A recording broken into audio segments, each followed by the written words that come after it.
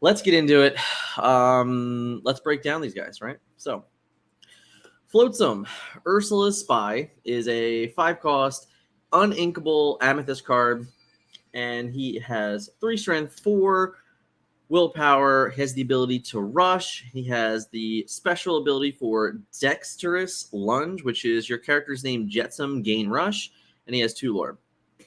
For a 5-cost uninkable, his stats are meh.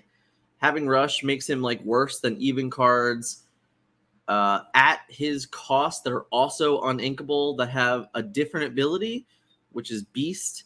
So while it's interesting and fine, it's definitely better if you can, in combination with him, with his brother and friend Eel.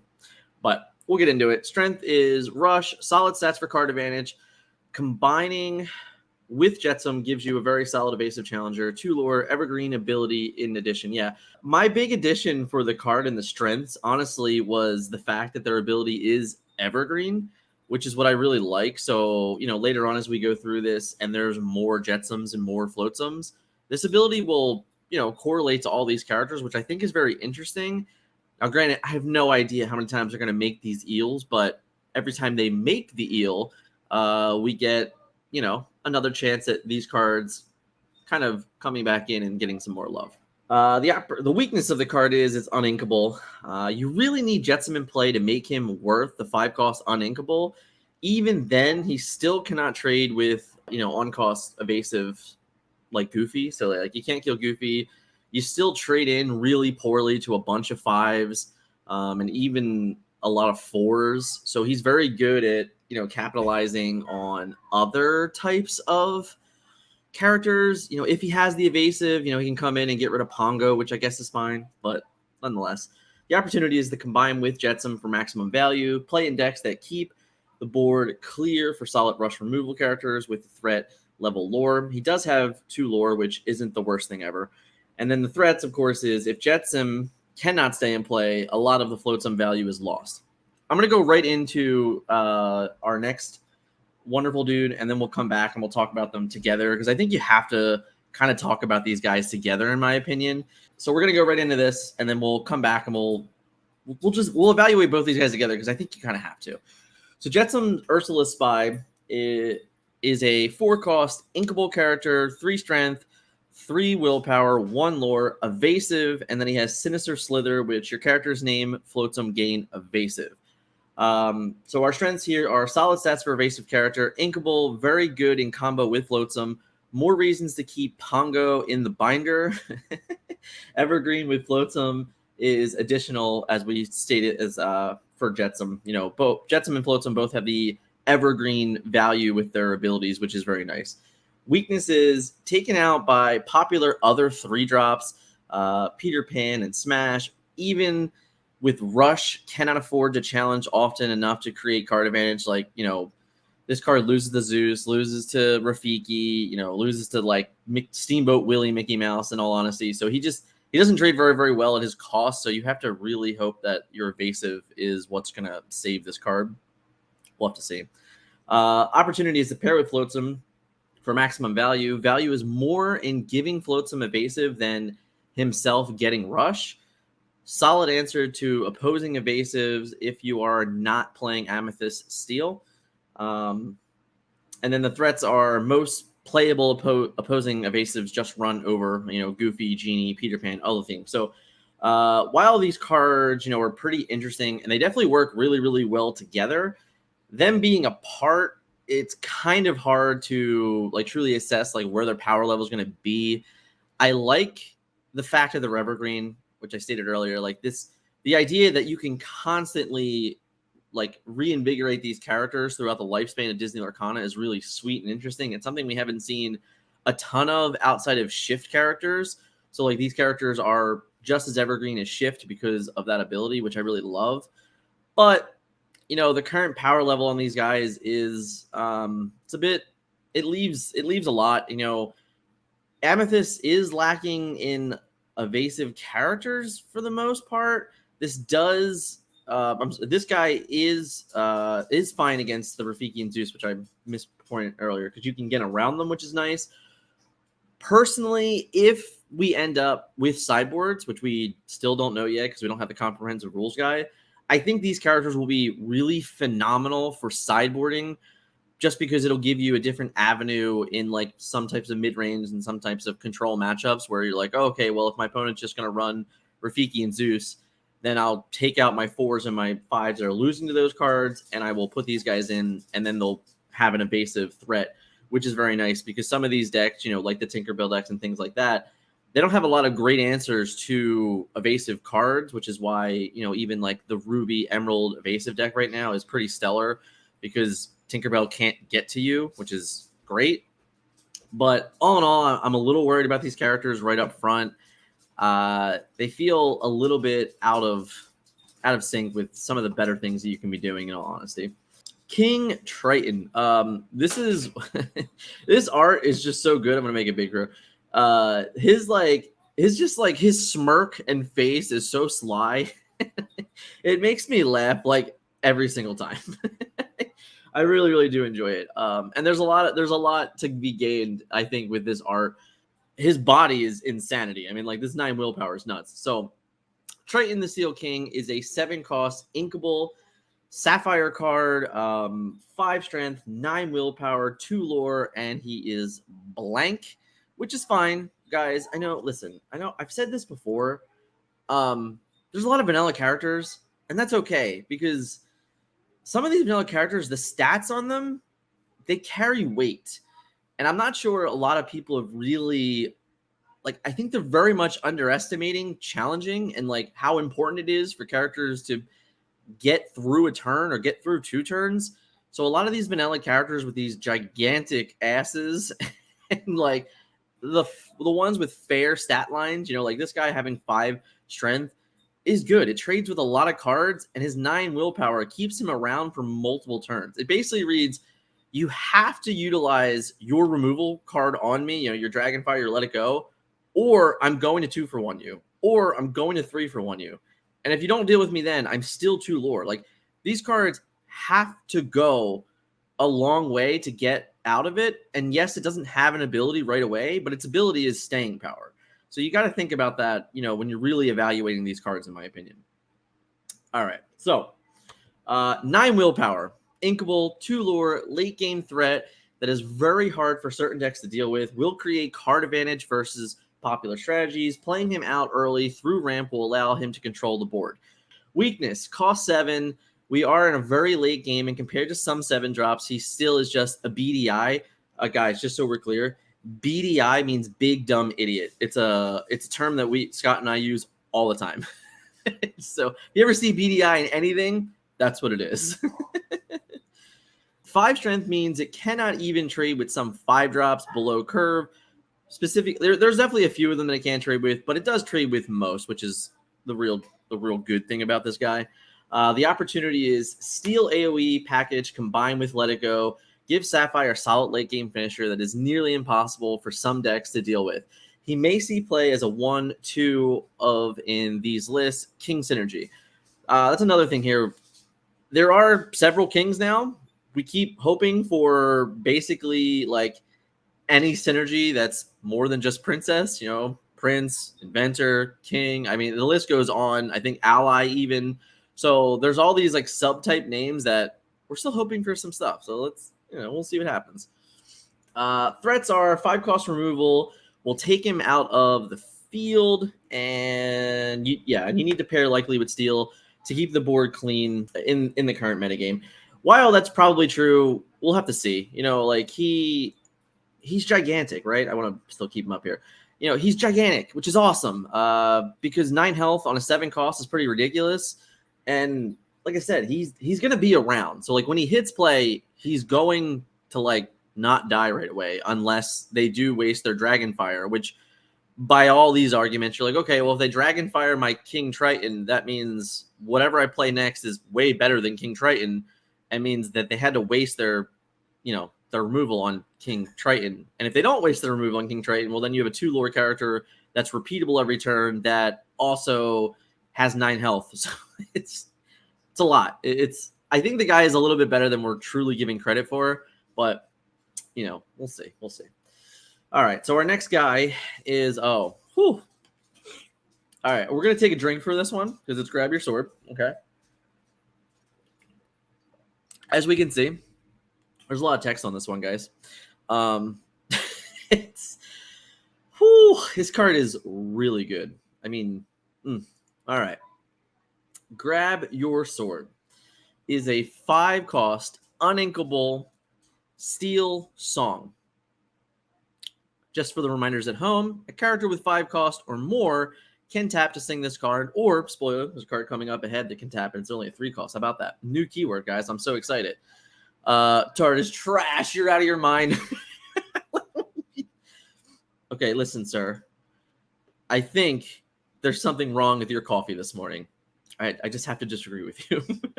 All right, so the strength, 2 damage to only your opponent's board. All right, that's cool.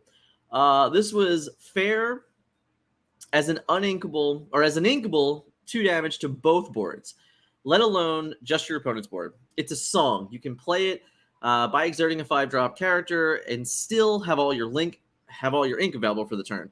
Allows you to play very few low-end characters in decks and still not be overwhelmed with shift characters.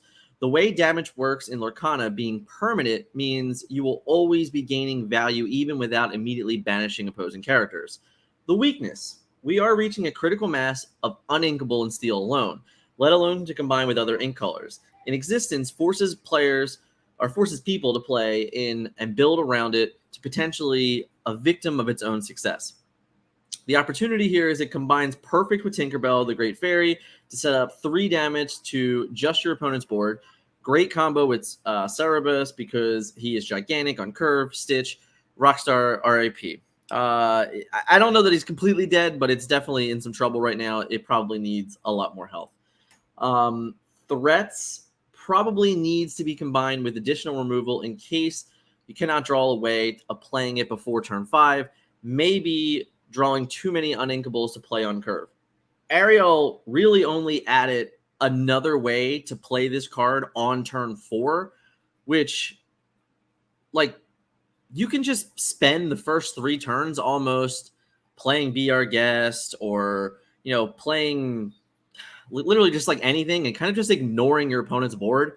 Because if you have your Tinkerbells and you have your Grab Your Swords and you just like have a random fire their cannons or something like that, like whatever you're doing in those moments, you don't even need to care, because all of a sudden, like, turn 4 is going to hit, and now you have 2 different ways. Now, if you are playing Amber, you'll have 2 different ways to just flat out play this card on turn 4, which is insanity. And then if you have the Tinkerbell route with whatever follow-up that you're going to have past Tinkerbell, you have, the Tinkerbell, you have Cerebus, you have, even like a Kronos later on in the game that can tap for this. You're not going to feel too bad about, or Kronk, sorry. You're not going to feel too bad about tapping just to, like, get rid of stuff. There's just so many ways to utilize this card that it's insane. And the fact that there is no drawback to your side of the board is also quite insane, because it's almost like telling your opponent, like, hey, I'm just going to keep luring you because I already know that I can just tap my guy and remove your entire board. So if you don't challenge my characters, you're only giving me even more opportunity to just get further ahead in the game. It's a very threatening card. It's going to be potentially a defining card in the entire landscape of the metagame.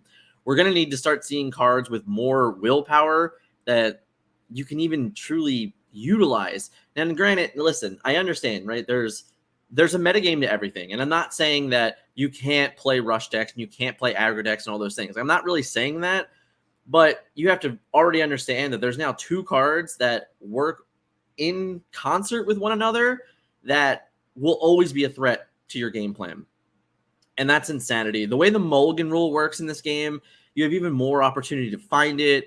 The combination with Amethyst and just the sheer draw power that you're going to get is just so unfair that to like bank on your opponent not having these things is really difficult. And in a game where resources are low, and if you're playing a 1 cost, 2 cost, 3 cost, and they all just gets removed from 1 card from your opponent, you're out so many resources, and the lore you got will not matter. Like, the only thing that's important to get your opponent to 20. It doesn't matter if you get your opponent to 18 or 19. So when you have to start considering, like, man, do I take a risk and play this card that's going to die on turn 4 or turn 5, and all I'm getting at it is like 3 lore? It's really hard to make that claim. It's really, really hard to make that, because if you don't have a way to follow up, and all of these steel decks, whatever you're wherever you're combining it with, Amethyst or Ruby, you know, like even Amber, realistically, you're gonna have ways to follow up this AoE, which is the more oppressive thing, right? It's like, not only can I just AoE the board and it's just your side, whatever I'm playing afterwards is gigantic, it's powerful, it's getting constant 2-for-1 trades for the rest of the game. And that's the real scary thought, is that this card being in steel, only hitting your opponent's side of the board, it's very incredible.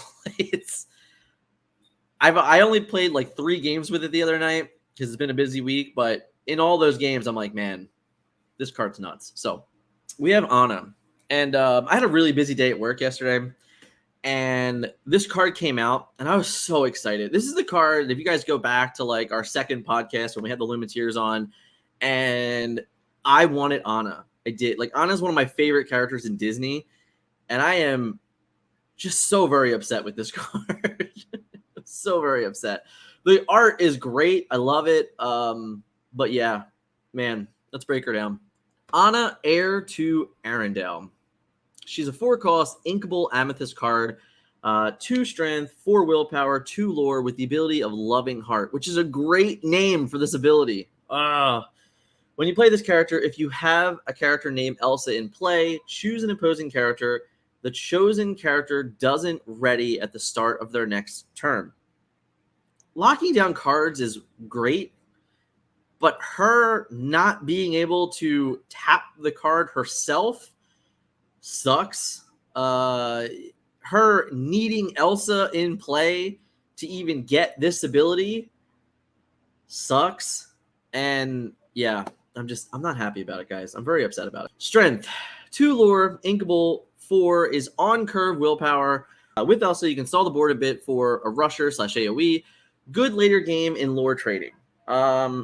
It has this nice ability to tap stuff down late in the game and maybe pursue your board in lore, which is nice. You know, even if you're just tapping like a Mickey Mouse or something like that, or a Maui. So the weakness here is you need Elsa in play for full effect. Even with Elsa, the effect is mediocre. Would rather just banish it as in play exerted character. That would have been a lot better. That's not what we got. The opportunity here is pair with Elsa, pair with Steel to keep the exerted characters around to be taken care of by Tinkerbell, or grab your sword without spending a card on them. The threats here is, while she may survive combat with most 4-drops, she is not that exciting. I don't think you're getting enough for this card. And comparative to like Zeus or even just Jafar, in my opinion, like she's not going to do enough. She's super situational, which is really depressing. Her best utilization is late in the game just to swing lore curves. And at that point, you still have to like hope your Elsa is sitting around to even get the most out of it. It's a lot of like ifs and not enough security for me. And that's like the worst part about this card is I like, you know, the flavor of it and all of those things. I just wish that she could tap things when she came in. The fact that like she can't even tap them kind of sucks. The fact that you also need Elsa doesn't really help. And while it's all flavorful and the art looks great, and honestly, her stats aren't even that terrible, and she has 2 lore, I just don't think this card is going to make the cut. I will be really shocked if this card ends up making cuts in, like, once we get all the cards spoiled. I don't even want to play it now, and we only have half the cards spoiled. So, I don't know. We'll get in the next one. Okay, so Ariel, Spectacular Singer, is a 3-cost inkable character, 2 strength, 3 willpower, 1 lore. We have a brand new keyword, which is Singer, which is very interesting. Like, you know, I was talking about this a little bit with Scott. The fact that we are over halfway into spoilers for the card, for the set, and we're just learning about a new keyword is kind of awesome. You know, talk about holding secrets, you know, holding it tight to your chest. That's awesome. So it's pretty great that we're getting a brand new keyword. I would have been fine with not even having another keyword in the set, but now we have it, so let's make the best of it, right? So Singer 5, what Singer does is that this character counts as a cost 5 to sing songs. So basically, this character as a 3 cost will be able to exert and play Let It Go, play Grab Your Sword, and honestly, anything that comes out after that. It's really interesting, and honestly, I really like the keyword a bunch, to be truthful, because like what this means is, I think this was the same thing during that podcast. Scott was mentioning that he wanted, like an Illumiere that made songs cost less or something like that. Well, now an Illumiere very likely has this Singer ability, in my opinion, because it makes perfect sense for his character and his role. So like he might be like a 2 cost that can sing up to four like a 4 cost song or something, which I think is really cool. I like that it has like the specific number, which means you could realistically make a 1 cost character that can sing a 5 or a 3 or a 4 or a 5 cost song, which is very interesting. It'll definitely make those characters more impactful later in the game, as well as like, all right, well, maybe on 5 I still want to play this card, so on 4 I'm just gonna be like, oh, here's my 1 cost and here's my 3 cost, and then I'll move to my next turn. But my next turn now I can literally just tap a 1 cost character to sing a 5 cost song, and then still have all my inks valid on me. So I really, really like this keyword. I think it's pretty powerful in general. I'm excited to see more cards with this now. So the strength of Areil is she's inkable. Singer 5 lets you exert on turn 4 for essentially 2 free ink. This allows her to sing Let It Go and Grab Your Sword much earlier than expected. Her come into play, or ETB of digging for songs, means you add consistency to the deck, mimicking pure draw at times even better. So this is like, I didn't even go through this. The ability is Musical Debut, which is when you play this character, look at the top 4 cards of your deck. You may reveal a song card and put it in your hand, put the rest on the bottom of your deck in any order. So it's basically Be Our Guest, but for songs, which I love, and it's super flavorful. And I also love, we're getting a little bit sidetracked here, but I love that Ariel, all of her cards are like super unique and different, and all just do like totally different things, but they're all still very flavorful. Like her, her Sapphire one, working with items, is really cool. The first Amber one is as a human, where she can't sing, super flavorful. And now this one is the opposite, where it's like all about the song. I really, really do love the kind of like the flow and creativity to the Areil right now. Super good. Our weakness is low strength for a 3-drop. Not great in Amber's typical weenie strategy. More likely on the Hades / part of your world-based control recursion angles. Needs to get a song off her ability, or she is understatic compared to almost every 3-drop in the set, except for, of course, Elsa, who has her own unique ability. The opportunity currently needs to be paired with Sapphire or Steel for maximum value based on the 5 cost songs.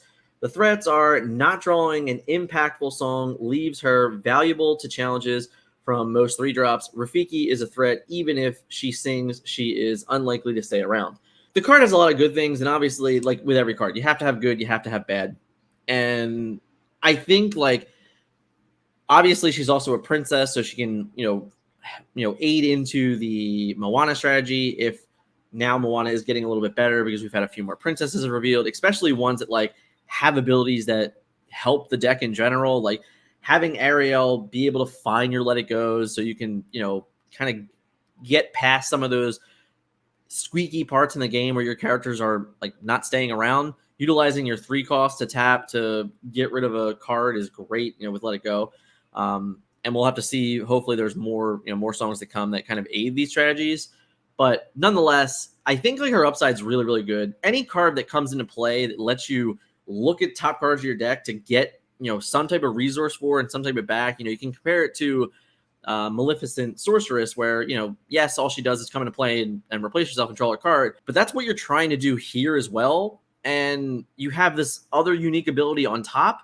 And on top of that, you have a 3 strength or 3 willpower. So you even trade with that card. So in terms of that, it's really, it's really, really good. I think this card's one of the more playable cards. I do, the aggro side of Amber is definitely different than this side, and I'm not sure right as it stands right now. I don't think you would play it in like Rockstar decks unless you really have to find Be Our Guest. But we have to see more songs, I think, to really get the most out of that card.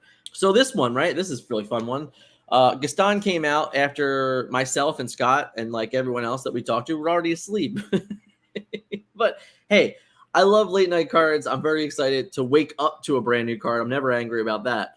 And it's Gaston. And this art, I love so many of the Ruby arts, but like how dark and just like overall surrounding the fire, like I love this art on this card. And I'm just so excited. Like the art in this game truly is incredible. I'm looking forward. I really hope we get to see like more of a like full art versions of these. I think it's a slam dunk for promo cards moving somewhere in the future. Just like, yeah, here's full art Gaston and here's whatever it is. Like seeing the entirety of this art would be so sweet. All right, let's break them down though, right? Gaston, Arrogant Hunter, is a 2-cost inkable character with 4 strength, 2 willpower, 0 lore. And then he has the ability of Reckless, which is, of course, this character can't quest and must challenge each turn if able. Couple things to note about this card real quick. And what I really love here is I love that he doesn't have any lore at all, because there's definitely like reasons to evergreen him by making him have lore. So they didn't even decide to do that, which is pretty telling, I think, because there very obviously could be a card that just like removes Reckless or something like that in the future, whether it's like a charm or something like that. Like some ways to just like remove the Reckless ability, or like the status effect of Reckless, I should say.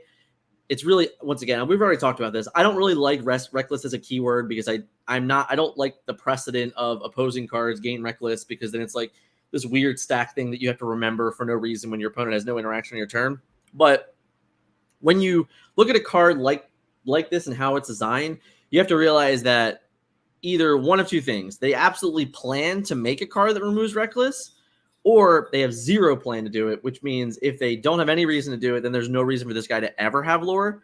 But if he did have lore, it would have been really interesting to like look at this as an evergreen ability of going, oh, well, when there's some type of charm or removal for Reckless, whatever that comes, like this guy goes up in value. Not the case here. That's fine. Break them down. So the 4 strength for a 2-cost is a great ratio.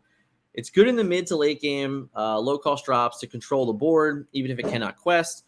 The weakness is 2 willpower means his Reckless is easily manipulated into a low-value target. Be awkward in the late game. The opportunity is it plays in the mid to late to force your opponent to make bad trades or play themselves off curve. Typically, they're not going to want to be underdropping just to keep up with yours. Combine with your other removal in colors to keep an onboard threat active. Of course, its threats are steel, ink versus steel until extreme late game. There's infinite ways for steel to interact with this card now, as we continuously see Fire the Cannon, Smash, Grab Your Sword, Tinkerbell. Like literally, like every card with deal damage on it to an opposing character gets rid of this guy pretty much. So while he does trade up really nice and really well with that 4 strength, it's just is likely that he's going to run into Maleficent Sorceress, and you're just going to be like, oh, I guess I traded for their 3 cost that replaced itself, but eh. And on top of that, he doesn't need, like, they don't even have to trade into him. They're just like, yeah, I'll just send my Maleficent for 1 lore, and now you have to run into it. Doesn't really feel too great. I'm going to I find it really hard for this guy to be truly valuable yet, even with this 4 strength, only because his limiting fact that he has to have Reckless. I really wish it was like he had an ability instead. Like it was just like an ability keyword where it's just like, if your opponent has characters in play, this has Reckless. So this way he could still have been like able to lore, even if it was for just 1. Just something a little different to make his Reckless not feel like so detrimental. The fact that this guy, you have to play this guy on 2 and he just never ever has an ability to lore, and your opponent can just send whatever they want with 2 power into lore, and then you have to attack it, doesn't feel super great. So, all in all. That was our last card, right? Yeah. Whew. That was a bit of a marathon.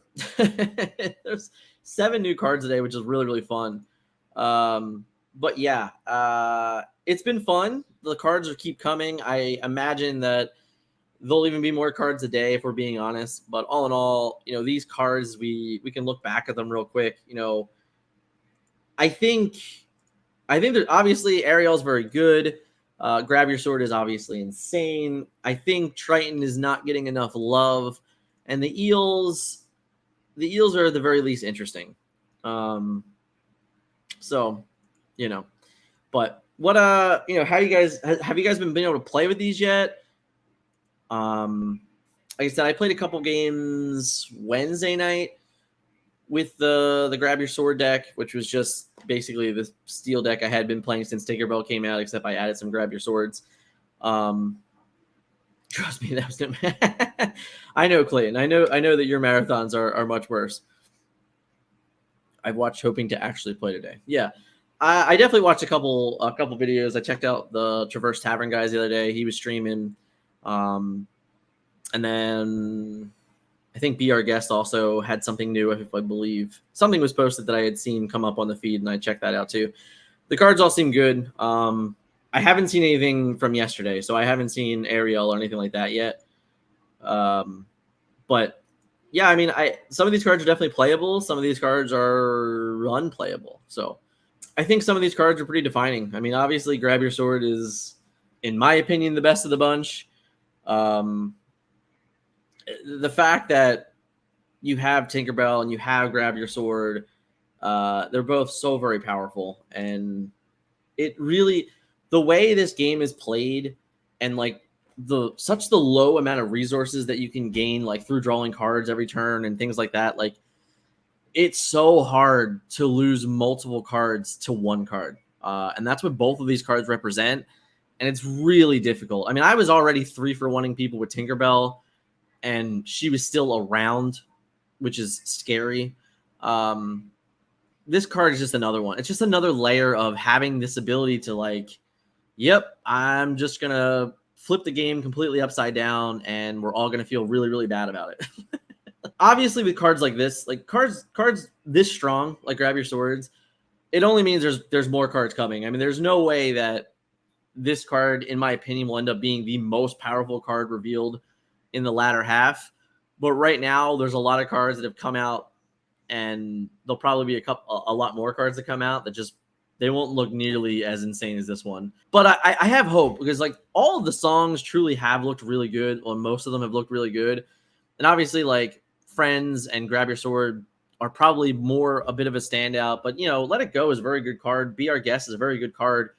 So I'm really enjoying how powerful the songs are, and like the fact that you can double down on the concept of, on the concept of I can just tap my guy, like the fact that you can just like literally exert your character, have all this power because of that, and then have all this resources still is such an incredible mechanic in the game. Like songs are absolutely one of my favorite parts. I covered this on the last podcast, but this singer ability that we just gained, this singer keyword, is really exciting. I really hope that there's like 10 cards with the ability of singer that haven't been revealed yet, which would be really cool. I don't know if we'll get that many, but I hope we do, because this is a really cool mechanic. Swords are a really cool, staple for this game. So anything that like enhances them is just even better in my opinion. And I'm really, really excited. So I'm happy that we're at where we're at. I think there's plenty more to come, as pointed out by B Squared here. Like, I think we have got some more exciting. There has to be, right? I mean, there's still 95 cards left or something like that. Like, so while we've gotten some real bangers lately, which is fun, the new keyword, which is great. We've gotten a lot of fun stuff like coming out and really enjoying it. There's still a lot of cards left. There's still a lot of love. There's still a lot of fun that can definitely come with this, which is what I'm really excited about. And I'm sure today we'll even get more, if we're being honest. But all in all, thank you guys so much for hanging out with me in stream today. I had a fun one. As long as we are good without full cycles of vanilla, yes. I don't think we're going to get full cycles of vanilla. It's okay. if you hung out today, thanks so much for commenting and being a part of the stream. You know, it means a lot to us as we continue here to grow. If you're not yet, you're hanging out in chat, you're watching this after the stream, let me know what your favorite card of these 7 were. There was a lot of excitement here. New keyword, insane songs, all of those fun things. So let me know in the comments what your favorite card was. And of course, as always, if you're not, hit the subscribe button, hit a like on this video, and I will catch you guys in the next one. See ya.